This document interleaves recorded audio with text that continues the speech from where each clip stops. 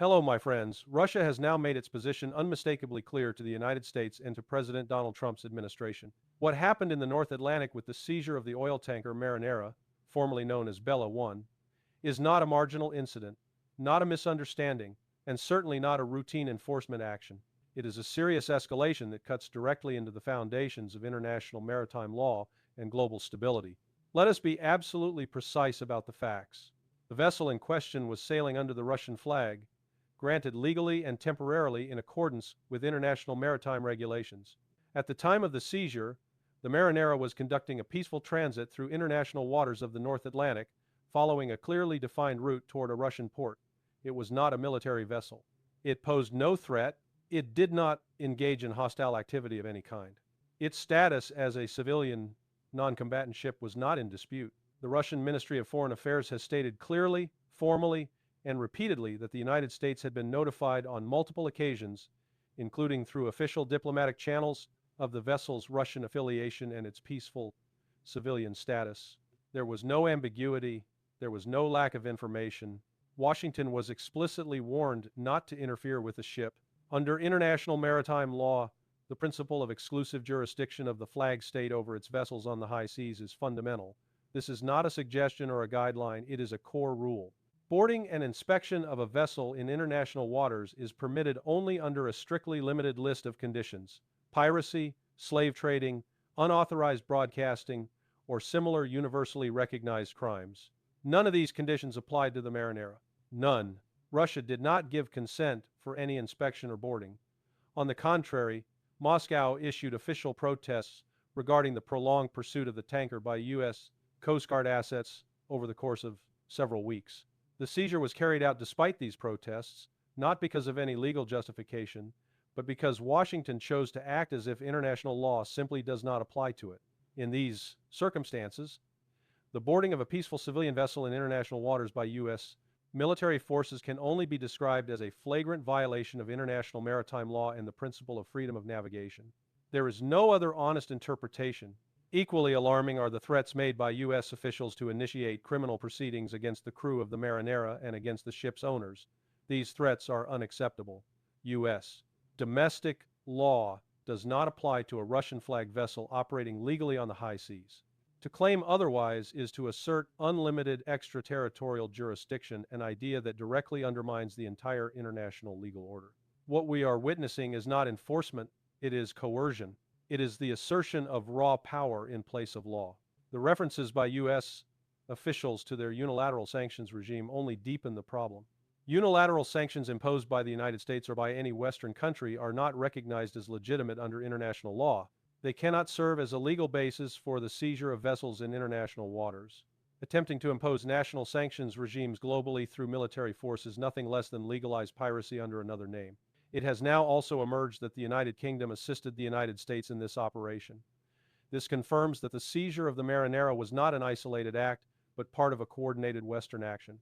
The implications of this should not be underestimated. When major naval powers begin seizing civilian ships in international waters based on unilateral political decisions, the entire system of global maritime security begins to collapse.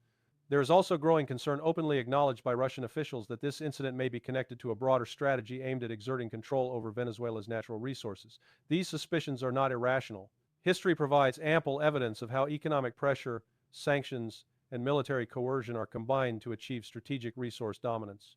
Russia has categorically rejected such neo-colonial tendencies, and rightly so. The broader consequences of this incident are severe. The seizure of the Marinara lowers the threshold for the use of force against civilian maritime navigation. It sends a signal that military action against peaceful commercial shipping is now acceptable if conducted by the right actors.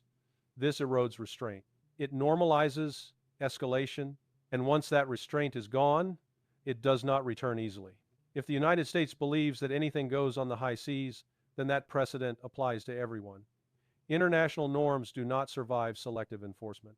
Either the law applies to all, or it applies to none. What we are seeing is the systematic dismantling of the legal and moral framework that once underpinned American influence.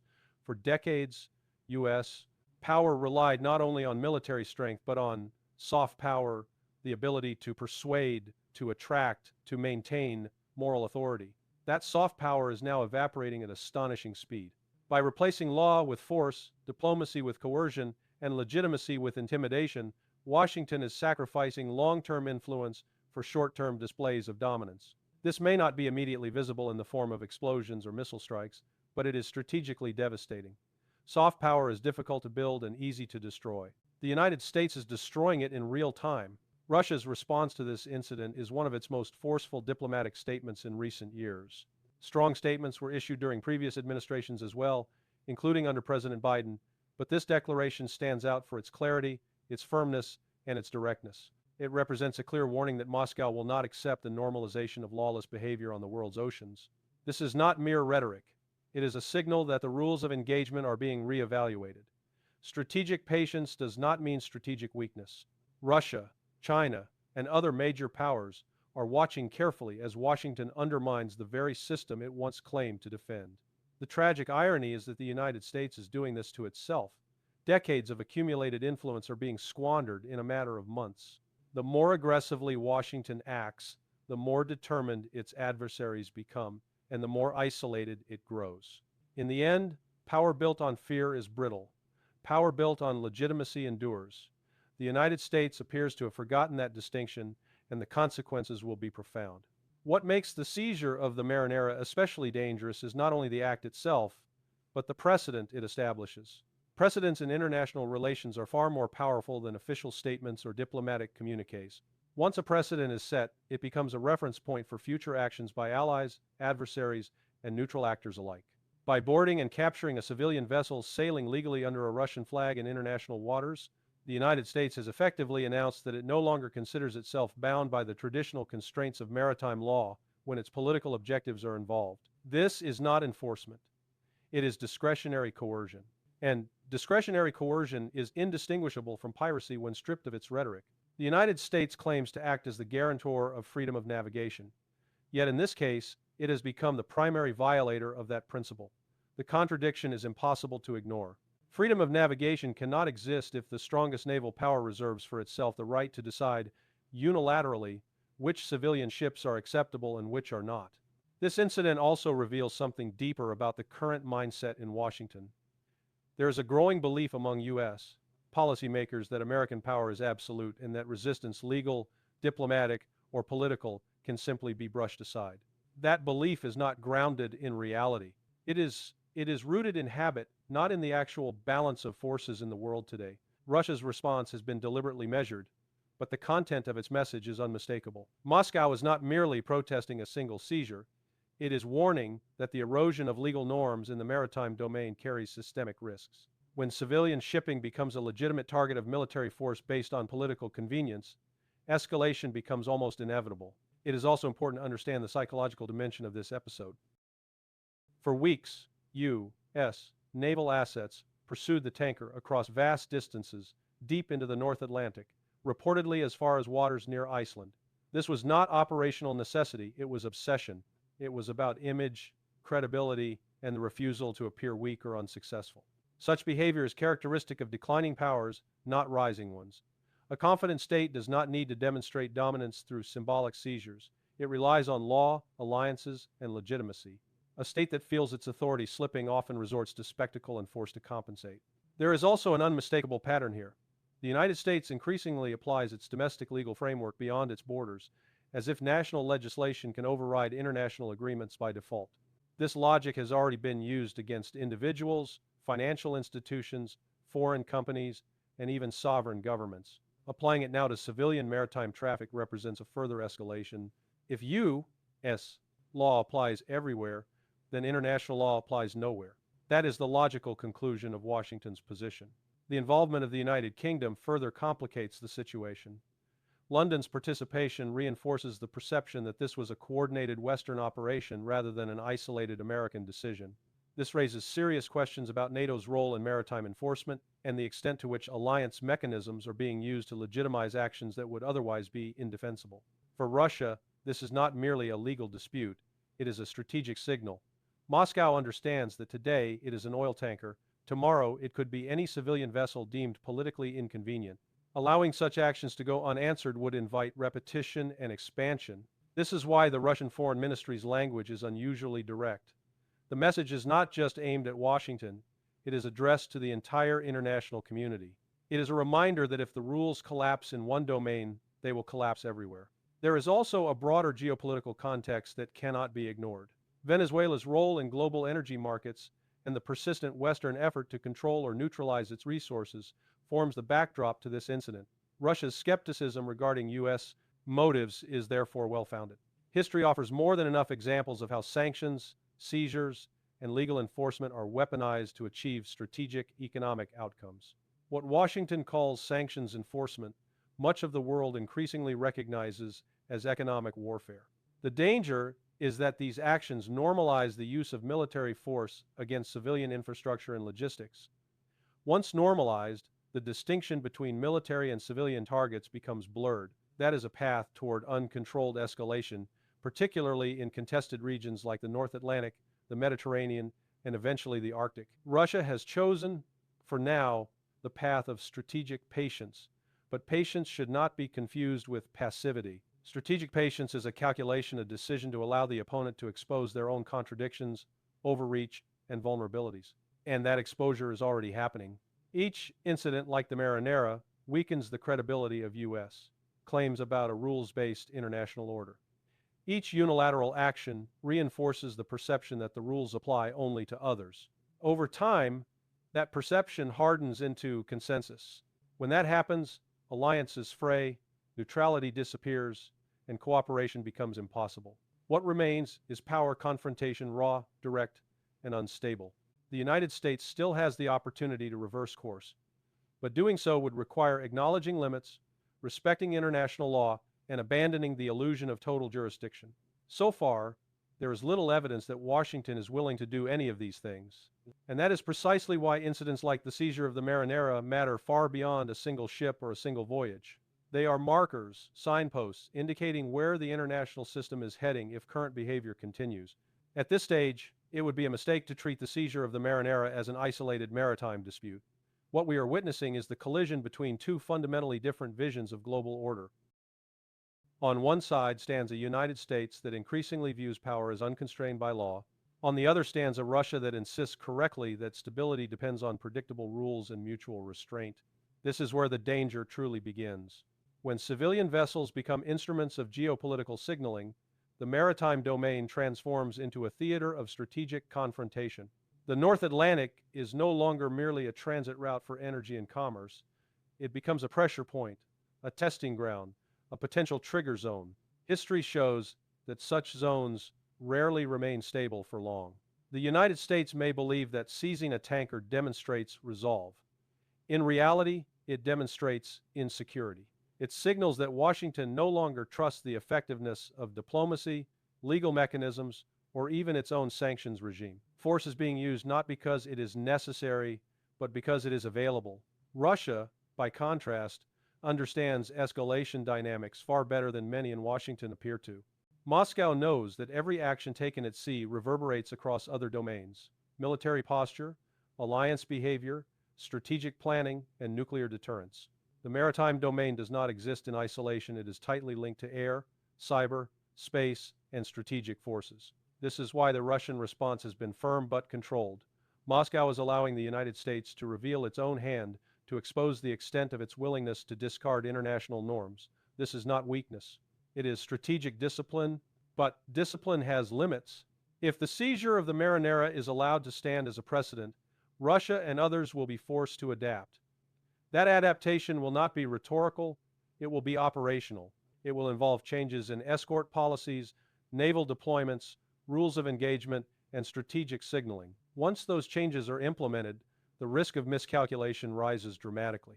The irony is that Washington's actions are accelerating exactly the outcomes it claims to fear. By undermining freedom of navigation, the United States encourages the very militarization of maritime routes that it publicly opposes. By asserting unlimited jurisdiction, it invites reciprocal assertions by other powers.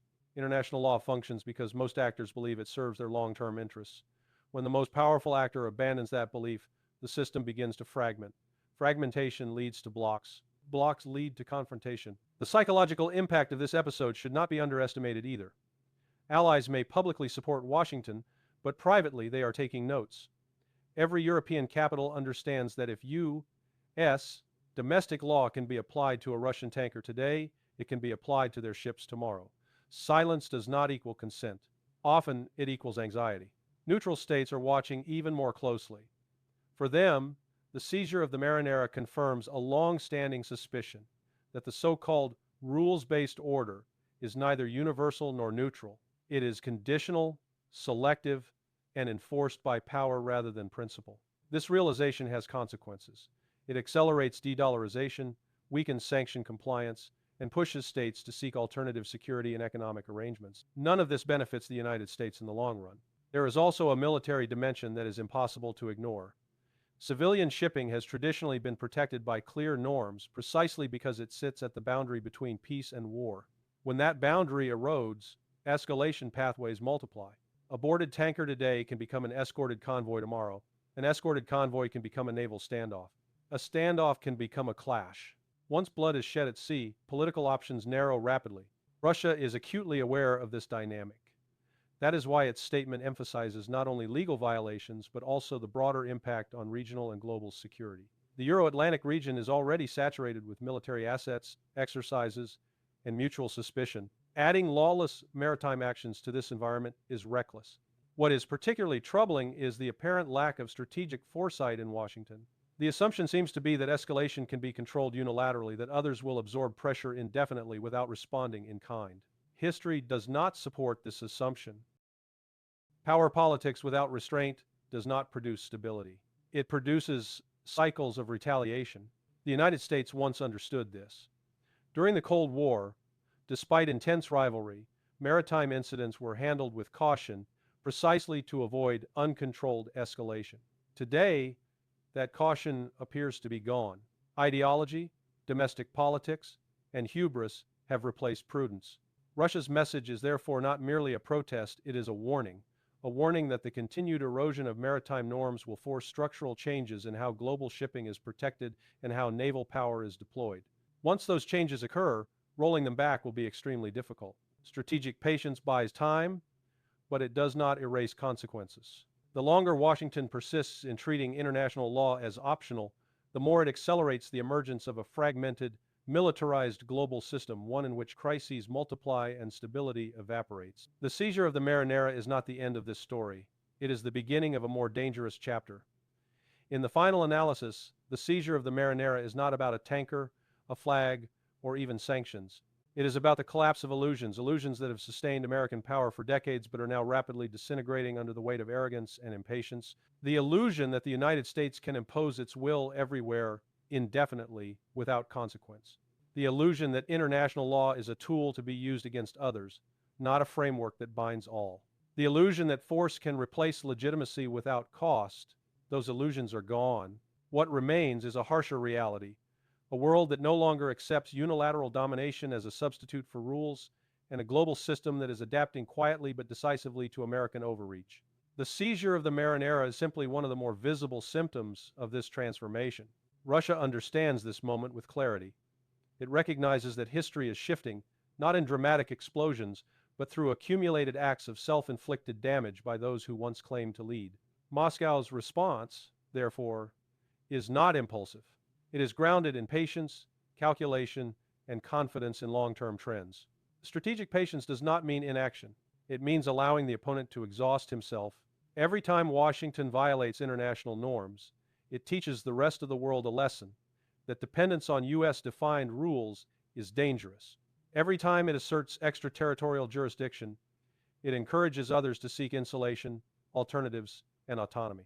Every time it chooses coercion over law, it weakens the very architecture that once magnified its power. This is the paradox at the heart of American behavior today. In trying to demonstrate strength, it reveals fragility. In trying to enforce obedience, it accelerates resistance. In trying to preserve dominance, it hastens decline. The Marinara incident also exposes a deeper strategic failure, the abandonment of restraint. Restraint is not weakness, it is the hallmark of mature power. It is what separates authority from brutality. By discarding restraint, the United States signals not confidence, but fear. Fear of losing relevance, fear of multipolarity, fear of a world it no longer controls. Russia, China, and much of the global south do not need to provoke confrontation. They need only remain steady while Washington overextends itself. The erosion of U.S. soft power, the slow but relentless loss of moral credibility is already well underway. That erosion cannot be reversed with aircraft carriers or legal threats. History is unforgiving to empires that confuse force with legitimacy. The irony is profound. The United States spent generations preaching the sanctity of international law, freedom of navigation, and civilian immunity. Now, by its own actions, it undermines each of these principles. And once undermined, they cannot be selectively restored. The world is watching, not reacting emotionally, not rushing to judgment, but watching, remembering, and recalculating. The seizure of the Marinara will not be remembered as a show of strength. It will be remembered as a marker, the moment when the mask slipped, when the rules were openly discarded, and when many states quietly decided that the old order no longer deserved their loyalty. Russia's warning is therefore not a threat, it is a diagnosis. A system that abandons law will eventually face force. A power that rejects restraint will encounter resistance, and an empire that sacrifices legitimacy for control will lose both. The United States still has a choice. But choices delayed become choices denied. The path Washington is on leads not to stability, but to fragmentation. Not to leadership, but to isolation. Not to order, but to chaos.